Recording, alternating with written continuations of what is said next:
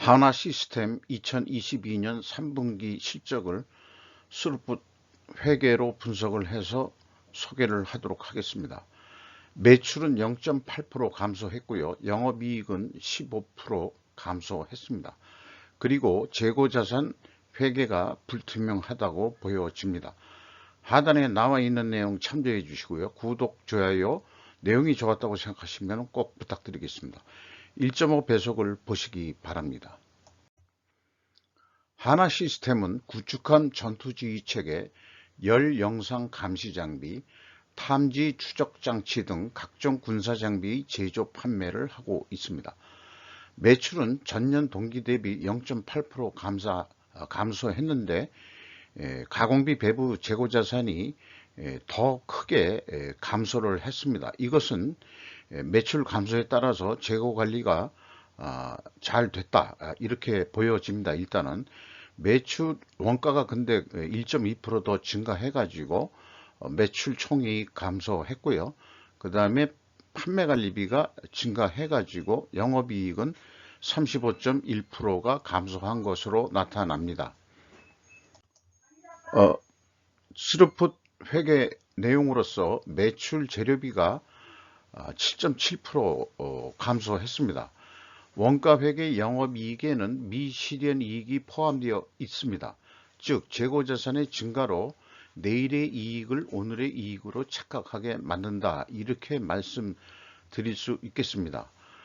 매출 재료비의 그 감소는 원재료 가격이 하락하지 않았느냐 이렇게 또 추정이 됩니다. 어쨌든 수르풋율은 3.4%가 증가했습니다. 운영비용은 8.3%가 증가해 가지고 영업이익은 631억 원으로서 원가회계 영업이익보다 무려 138억 원이 적은 수치입니다. 이것은 가공비 배부 재고자산이 크게 증가했기 때문입니다.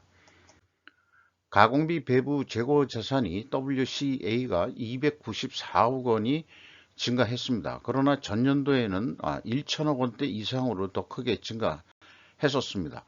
이렇게 가공비 배부 재고 자산액이 증가하는 것이 미래의 그 미실현 이익을 오늘 현재로 가져와서 이익을 내는 그런 방식의 원가 회계의 마법이라고 다시 한번 말씀드리겠고, 이것이 원가 회계의 고질적인 문제임을 재차 계속 강조하고자 합니다.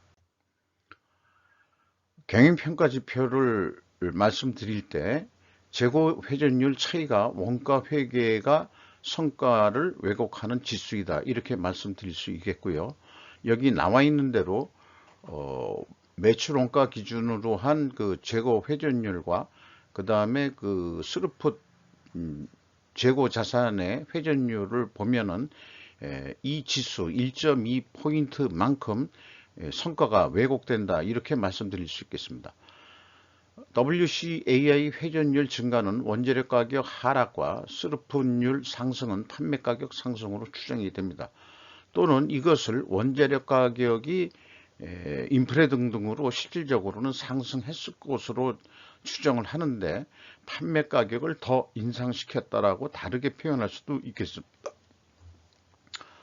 어쨌든 그 원재료 가격 추이라든지 제품 가격 추이는 방위산업 분야로서 원재료 가격이나 판매 가격은 현재 비공개 상태입니다. 이런 비공개 상태에서 우리는 그 재고 자산 회계가 투명한지 여부를 조금 더 추적을 하게 되는데요. ABC 표현 방법에서 원재료의 매입과 상품의 매입액이면은 재고자산의 변동범위 기준은 전체 재고자산을 기준으로 하고 있습니다. 한화 시스템은 이것도 성과를 왜곡한다고 볼 수 있겠습니다. 왜냐하면은 총 제조 비용이라는 것을 산출하려면은 원재료의 사용액이나 이것이 들어가야 되는데 거기에다가 가공비를 더하는 것이 총 제조 비용인데 일단은 매입액으로 하기 때문에 이 총 제조 비용도 왜곡이 된다 이렇게 볼 수 있겠어요. 그리고 가공 비율이 상승을 했는데 이렇게 되면 원재료 비율이 떨어진 거로 되어 있죠. 5.1%가 하락을 했는데 이것도 원재료 가격이 하락한 것으로 추정할 수 있겠습니다. PQ 총 제조 비용의 차이가 있는데 이거는 재고 자산의 변동 범위 차이하고 일치를 합니다. 그래서 그 재고 자산의 변동 범위가 이 BWCAI의 증감액을 가감해 주어도 갭2로 여전히 그 차익이 남습니다. 이것이 이만큼 또한 불투명한 부분이라고 볼 수 있겠습니다. 이것을 합리적으로 추적할 방법이 없습니다. 3단계로서 현금 흐름표 기준 전체 재고 자산의 증감액은 확인이 됩니다. 올해 3분기에 27억 원의 그 갭2까지 차이가 있는데 이것은 개발비에서 재고 자산으로 대체된 금액이 27억 원이 있어서 현금 흐름표는 일치를 합니다.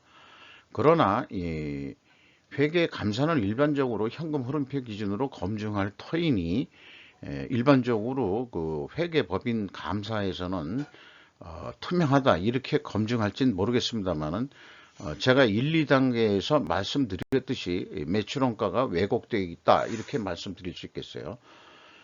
그래서 1에서 3단계 재고자산 매출원가 회계 투명성은 검증되지 않는다 이렇게 말씀드릴 수 있겠습니다. 운영비용 중에서 인건비가 2,665억 원이 집행이 됐는데 13.6%가 증가했습니다. 직원 수는 324명이 증가했습니다. 3분기까지 평균 임금은 6,360만 원으로서 전년 동기보다 4.9% 인상이 됐습니다. 연간 약 8천만 원의 연봉이 예상이 됩니다. 지급 수수료가 0.2% 증가를 했습니다. 이렇게 원가 회계 실적에 의해서 그 연말까지 매출액을 예상해 보면은 요 위의 내용을 읽어서 말씀드리면 원가 회계는 가공비가 배부된 금액만큼 제품 판매 가격에 반영되어야 한다고 믿고 있기에 인플레를 조장할 수 있다. 이렇게 우선은 현재 느낌을 받고 있습니다. 이것을 확고한 어떤 이론으로서 확정하기에는 아직 좀 그 검증이 불투명한 부분이 있긴 있습니다만은 여러 그 회사들을 분석해 본 결과 원가 회계가 가공비가 그 배부되는 것만큼 가치가 증가한다고 보기 때문에 이 재고가 증가한 부분을 판매 가격을 인상시킴으로써 소비자에게 그 자신들의 낭비적인 관리 요소를 소비자 또는 고객에게 전가한 것이나 다름없지 않겠는가 하는 생각을 느껴보게 됩니다. 자, 그래서 이것을 하나의 납품 가격이라고 보고 방위청에 어떤 그 물건을 183만 6천 원짜리 납품을 한다고 봤을 때 예상 이익은 9만 6천 원이었는데 180만 원으로 계약이 됐다면은 예상 가격이 그 예상 영업이익이 9만 원 돈으로 나타나게 됩니다. 이 경우 재고가 10% 증가한다는 가정하에서 이렇게 나오게 되겠습니다. 그렇다면은 그 스루풋 패러다임에 의한 판매 가격은 원가 패러다임보다 10만 원 싸게 공급할 수 있음을 보여줍니다. 있는 데이터 가지고 뭐 숨김없이 그 제한 가격을 쓰게 되면은 174만 8천 원의 견적을 낼 수밖에 없습니다. 그러면은 170만 원에 계약이 됐다 그러면은 아까 9만 원 돈 원가 회계는 남게 되어 있는데 한 3만 원 돈밖에 남지를 않게 되어 있습니다. 그래서 현실적으로 어떻게 이익을 더 낼 수 있겠느냐 원가 회계 수준만큼 그러면 결론은 가공비가 배부 제거된 이 재고 자산 회전율을 5회전까지 상승을 시키는 방법입니다. 3.4% 증분을 시키는 건데요. 그러면 매출액이 5.6% 정도 증가하는 것으로 그렇게 제가 만든 알고리즘은 산출을 해내고 있습니다.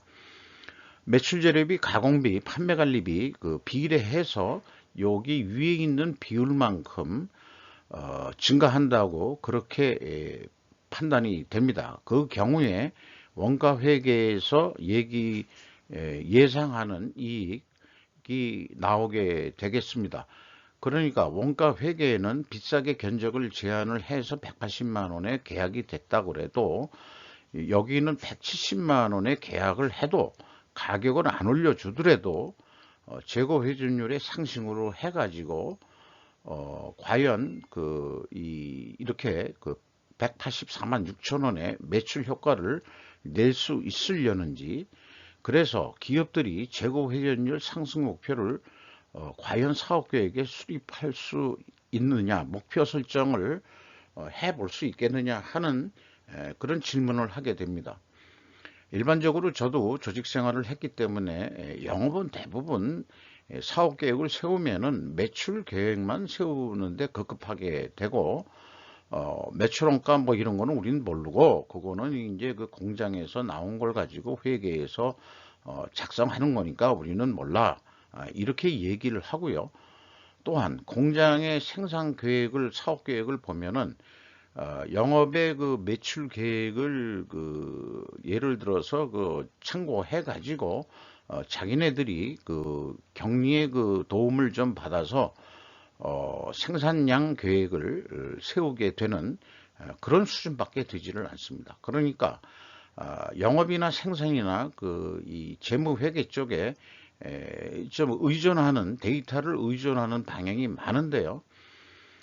제가 얘기하는 이 스루풋은 크게 의존하지 않고 매출 재료비는 영업이 구매를 하든 생산 공장 쪽에서 구매를 하든 아니면 별도로 규모가 커서 물류 조직이 있다면은 물류팀에서 구매한 원재료 가격만 이동평균법으로 구해낼 수 있다면은 모든 사업 계획을 해낼 수 있다는 것이 스루풋 회계의 강점이라고 볼 수 있겠습니다.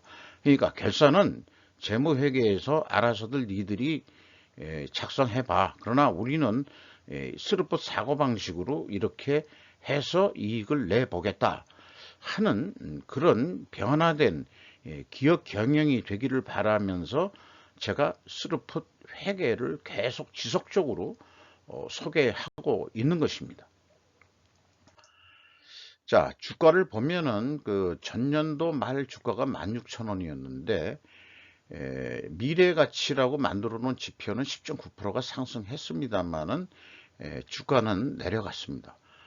그래서 현재 장부 가격 대비 94% 수준으로 머물러져 있습니다. 우리나라 방산업이 좀 수출이 잘 돼가지고 주가가 좀 더 오르기를 바랍니다. 하나 에어로스페이스가 이 하나 시스템을